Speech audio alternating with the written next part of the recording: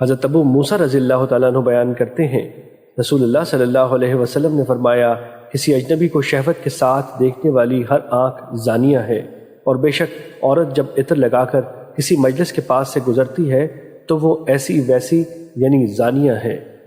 مشکوٰۃ المصابیح حدیث نمبر 1065۔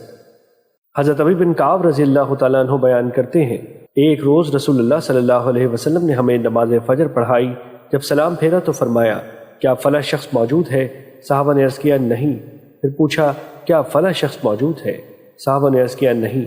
آپ صلی اللہ علیہ وسلم نے فرمایا، یہ دونوں نمازیں منافقوں پر بہت بھاری ہیں، اگر تم جان لو کہ ان میں کتنا اجر و ثواب ہے تو پھر خواہ تمہیں گھٹنوں کے بل آنا پڑتا تم ضرور آتے، اور بے شک پہلی صف اجر و فضیلت کے لحاظ سے فرشتوں کی صف کی طرح ہے، اور اگر تمہیں اس کی فضیلت کا علم ہو جائے تو تم اس کی طرف ضرور سبقت کرو۔ بے شک آدمی کا دوسرے آدمی کے ساتھ نماز پڑھنا اس کے اکیلے نماز پڑھنے سے بہتر ہے، اور اس کا دو آدمیوں کے ساتھ نماز پڑھنا اس کے ایک آدمی کے ساتھ نماز پڑھنے سے بہتر ہے، اور جس قدر زیادہ ہو تو وہ اللہ کو زیادہ محبوب ہے۔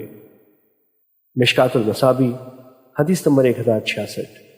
حضرت ابو دردہ رضی اللہ تعالیٰ عنہ بیان کرتے ہیں، رسول اللہ صلی اللہ علیہ وسلم نے فرمایا، جس بستی اور جنگل میں 3 آدمی ہو اور وہاں باجماعت نماز کا اہتمام نہ ہو تو پھر سمجھو کہ ان پر شیطان غالب آ چکا ہے۔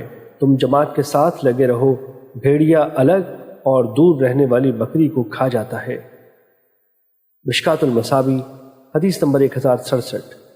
حضرت عبداللہ بن ارقم رضی اللہ تعالیٰ عنہ بیان کرتے ہیں، میں نے رسول اللہ صلی اللہ علیہ وسلم کو فرماتے ہوئے سنا، جب نماز کے لیے اقامت کہی جائے اور تم میں سے کوئی قضائے حاجت محسوس کرے تو پہلے وہ قضائے حاجت سے فارغ ہو،